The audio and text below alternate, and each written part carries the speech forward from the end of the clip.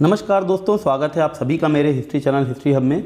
आज हम नेट का जो एग्ज़ाम हुआ है पहली शिफ्ट का, उसके कुछ प्रश्नों को यहाँ पे डिस्कस करेंगे और उनके कुछ आंसर जितने की मुझे पता चले हैं, जो जो प्रश्न मुझे समझ में आए हैं अभी तक मुझे स्टूडेंट्स ने जो शेयर किए हैं उनके मैं आपसे आंसर डिस्कस करूँगा। एक प्रश्न आया था, एक कथन दिया था, आरंभ में ईश्वर ने मुझे सम्मानित किया और फिर अपमानित। ये किसका कथन हमको पहचानना था? खुसरो, बर्नी, इसामी ऑप्शन में था, शायद एक ऑप्शन और भी था। हालांकि इसका जो उत्तर है दोस्तों वो हो जाएगा बर्नी। बर्नी ने ऐसा कथन दिया था और उसको शुरुआत में बहुत सम्मान मिला, इसलिए ही उसने इस तरह से कुछ अपने विषय में बताया था। दूसरा प्रश्न है, गांधी जी के साथ कौन चंपारण नहीं गया था? ध्यान देने वाली बात है, हमको यहाँ पे नहीं गया था पूछा गया है। Kripalani, Annie Besant, Rajendra Prasad, Maulana, Mazharul Haq. तो इसका आंसर दोस्तों होगा Annie Besant. Annie Besant Gandhi ji के साथ चंपारण नहीं गई थी। 1917-18 की बात है ये। इस समय चंपारण सत्याग्रह जो होता है वहाँ से ये प्रश्न लिया गया है। मुशिक वंश किसकी रचना है? तो ये मुशिक वंश जो रचना है ये मैं आपको बता दूं 11वीं सदी की रचना है। 11th century AD, 11th century AD की ये रचना है और ये संस्कृत में लिखी गई है। संस्कृत में लिखी गई है और इसके जो ऑप्शंस थे वो बहुत ज़्यादा कन्फ्यूजिंग से थे। अनूप, अरुण, अतुल, इस तरह से था। तो ये जो रचना है ये लिखी है अतुल ने लिखी है और ये मुशिक जो वंश था उसके बारे में विस्तृत जानकारी देती है। चौथा प्रश्न है, अब ये पता नहीं लोगों ने क्यों इतना गलत किया। अशोक के शासन में कलिंग की राजधानी पूछी थी, या शायद पूछा था कि अशोक के शासन में जो कलिंग है वो किस क्षेत्र में आता है, या कलिंग का कुछ भाग पूछा होगा शायद।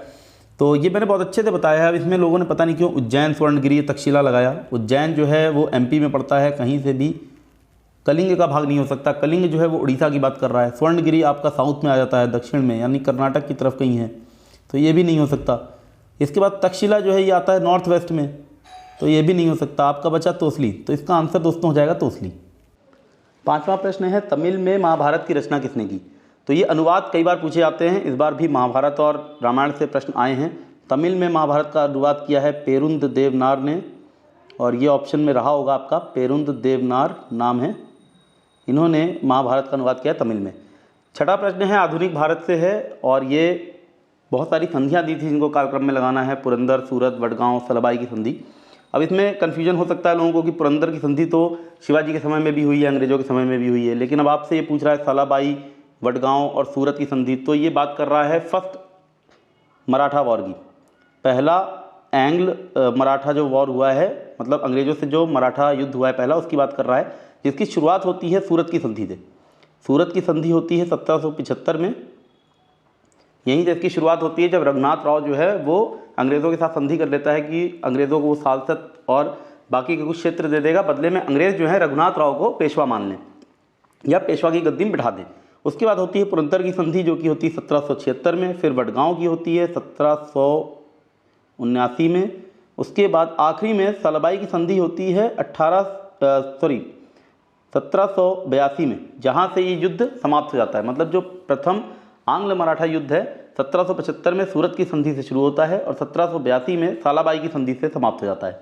इसके बाद 20 साल तक एकदम शांति रहती है और फिर 1802 में एक संधि होती है जिसका नाम है बसीन की संधि, और वहाँ से फिर द्वितीय आंग्ल मराठा युद्ध शुरू हो जाता है। ये सब मैं बहुत अच्छे से पढ़ा चुका हूँ अपने लेक्चर में, और हमने रिविजन में भी इसके ऊपर मैंने बहुत अच्छे से डिटेल में बताया था। पिछले कुछ लेक्चर पहले मैंने जो सेट्स कराए थे रिविजन के लिए, उसमें मैंने सेकेंड आंग्ल मराठा युद्ध के बारे में भी बताया था, जिसमें मैंने इसको भी कवर किया था। कुछ प्रश्न आए थे कालक्रम के ऊपर, जिसमें से एक बहुत ही अच्छा प्रश्न आया था, रानियों को कालक्रम में लगाना था। शायद उसमें दिद्दा रानी दी हुई थी और उसमें प्रभावती गुप्ता थी। इसके अलावा उसमें नासिक की शायद नयनिका देवी रही होंगी। तो इसमें अगर कालक्रम में लगाएंगे तो सबसे पहले नयनिका देवी आ जाएंगी, फिर प्रभावती गुप्ता आ जाएंगी, फिर दिद्दा आएंगी। इस तरह से इसका कालक्रम लगाया जा सकता है। एक क्वेश्चन है बहुत अच्छा सा, क्षेमेंद्र की समय मातृका किस विधा की रचना है? योद्धा, स्त्री, शासक या यात्री? तो ये जो समय मातृका है ये लिखी गई है, एक वैश्या की आत्मकथा है, उसमें ऑटोबायोग्राफी टाइप की है। अब क्योंकि वैश्या की है तो स्त्री से रिलेटेड है, स्त्री इसका आंसर हो जाएगा। नवा प्रश्न है, चंदेलों की जानकारी किसके ग्रंथ से मिलती है? तो हमको मिलती है बिल्हण के ग्रंथ से। मोहम्मद बिन तुगलक की योजनाओं को कालक्रम में लगाने के लिए आया था, और ये प्रश्न इससे मिलता जुलता पिछले एग्जाम में भी आया है। तो ये मोहम्मद बिन तुगलक बहुत फेवरेट टॉपिक होता जा रहा है एनटीए नेट का, और इसमें मुझे नहीं पता ऑप्शन क्या क्या थे और किस तरह से थे, लेकिन जो इसकी योजनाएं हैं सबसे पहले हो जाता है, इसने कैपिटल को शिफ्ट किया है सबसे पहले 1327 में। राजधानी को दौलताबाद ले गया था 1327 में। इसके बाद सांकेतिक मुद्रा आती है 1329 में, करेंसी, टोकन करेंसी, सांकेतिक मुद्रा। और इसके बाद इसने खुरासन का अभियान किया, कराची का अभियान किया। आई थिंक इस बार अभियान नहीं पूछे गए थे। और इसके बाद इसने सबसे आखिरी में दोआब में कर वृद्धि की है 1335 में। तो अगर कालक्रम में ये सब ऑप्शन रहे होंगे तो दोआब में कर वृद्धि जो है वो सबसे लास्ट आ जाएगा। और सबसे पहले आएगा कैपिटल उसने जो शिफ्ट की है, देवगिरी को उसने जो राजधानी बनाया वो आ जाएगा। 11वां प्रश्न है, गजनवी के आक्रमण के समय कश्मीर का शासक कौन था? सिंपल वन लाइनर क्वेश्चन है, संग्राम ऑप्शन में दिया होगा आपके, संग्राम था शासक। फिर आता है पौमाचर्यु किसका अनुवाद है? फिर से वही महाभारत, रामायण, गीता। तो पौमाचर्यु जो है ये रामायण का अनुवाद है और ये रामायण का जैन संस्करण है। जैन संस्करण है ये, मतलब जो रामायण है वो हमको बहुत सारे और भी धर्मों में उसका हमको अनुवाद देखने को मिलता है। तो जो जैन संस्करण है वो है पौमाचर्यु। उदयगिरी खंडगिरी की गुफाओं से कुछ प्रश्न आए थे, शायद खारवेल की हाथी गुम्फा से रिलेटेड एक प्रश्न था जिसमें जैन मूर्ति के बारे में पूछा गया था। तो ये मैंने हाथी गुम्फा का अभिलेख का जब पढ़ाया था उसमें मैंने इसके ऊपर पूरा बहुत डिटेल से चर्चा की थी। एक प्रश्न आया था, कोहिनूर किसने मंदिर की मूर्ति में लगवाया था? तो कोहिनूर हमको पता होना चाहिए, कोहिनूर कहाँ से निकलता है? कोहिनूर निकलता है गोलकुंडा की पहाड़ियों से, गोलकुंडा की पहाड़ियों से निकलता है। और गोलकुंडा की जो पहाड़ियाँ हैं वो आती थी उस समय काकतीय वंश के अधीन। जिस समय कोहिनूर निकला है उस समय वो आती हैं काकतीय वंश के अधीन। और हमको पता है कि जब अलाउद्दीन खिलजी के समय मलिक कफूर अभियान करता है वारंगल की तरफ, तो उसका जो शासक है प्रताप देव, वो कफूर को बहुत सारे धन संपदा देता है और उसी में वो कोहिनूर हीरा भी देता है। तो ये काकतीय वंश जो था, इसने भगवान की मूर्ति थी मंदिर में, उसकी आँख की जगह, उनकी आँख की जगह कोहिनूर हीरे को लगाया हुआ था। तो ये कोहिनूर हीरा किसने लगवाया? तो काकतीय वंश इसका आंसर होगा। अगर प्रताप रुद्रदेव दिया हुआ है तो वो उसका आंसर हो जाएगा। 15वां प्रश्न था, चौरी चौरा की घटना तिथि पूछी थी और ये थोड़ा सा कंफ्यूजिंग भी है। 2 स्टेटमेंट शायद दिए थे, एक में 5 फरवरी दिया था, एक में 4 फरवरी दिया था। अगर हम माने घटना चक्र की तो घटना चक्र में दिया हुआ है 5 फरवरी। हालांकि कोई भी ऐसा पुष्टि के साथ किसी इतिहासकार ने नहीं लिखा, ना ही बिपिन चंद्रा ने लिखा है, ना ही किसी और इतिहासकार ने लिखा है, लेकिन इसकी जो डेट मानी गई है वो 4 फरवरी मानी गई है। यदि आप चौरी चौरा गए होंगे या किसी ने कभी देखा होगा तो वहाँ पे प्लेट्स लगी हुई हैं, चौरी चौरा जहाँ पे इंसिडेंट हुआ है वहाँ पे प्लेट्स लगी हैं और वहाँ पे दिया हुआ है, लिखा हुआ है उसमें कि 4 फरवरी की रात में ये जो घटना है वो घट जाती है। 16वां प्रश्न है, हिंदुस्तान रिपब्लिक एसोसिएशन का नाम बदल के हिंदुस्तान सोशलिस्ट रिपब्लिकन एसोसिएशन किस स्थान पर रखा गया था? अब इस बार देखिए साल नहीं पूछा है आपसे, स्थान पूछा है, इसीलिए जो हम पढ़ाई करते हैं थोड़ा सा ध्यान देके फोकस करके पढ़ना है। ये स्थान था फिरोज शाह कोटला।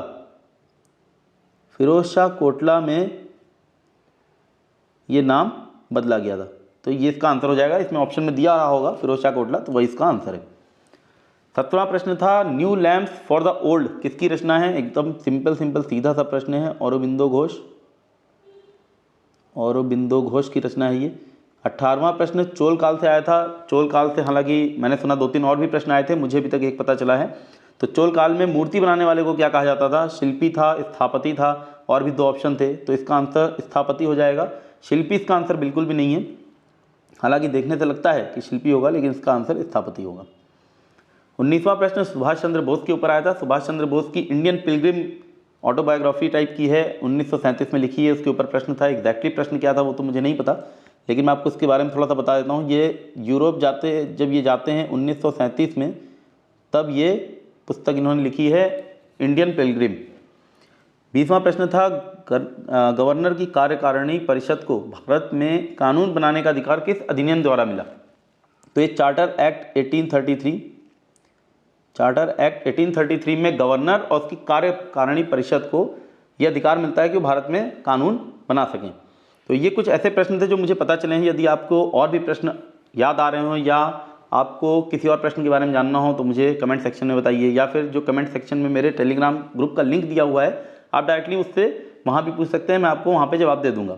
तो उम्मीद करता हूँ ये जो प्रश्न पत्र आज का आपने हल किया है, जो आपने प्रश्न देखे हैं वो बहुत ज़्यादा डिफिकल्ट तो मुझे नहीं लगे। शायद 50-60 क्वेश्चन तो एकदम सीधे सीधे थे, तो शायद इसकी जो मेरिट लिस्ट है थोड़ी सी 3-4% हाई जाएगी पिछली बार के मुकाबले, ऐसा मुझे लगता है। उसके बाद ऑफिशियल आंसर की आने दीजिए। तब तक के लिए आप लोग थोड़ा सा ब्रेक ले सकते हैं और 4-5 दिन के ब्रेक के बाद फिर से अपनी पढ़ाई को शुरू कर सकते हैं। तो मैं मिलता हूँ आपसे अपने अगले लेक्चर में, तब तक के लिए धन्यवाद।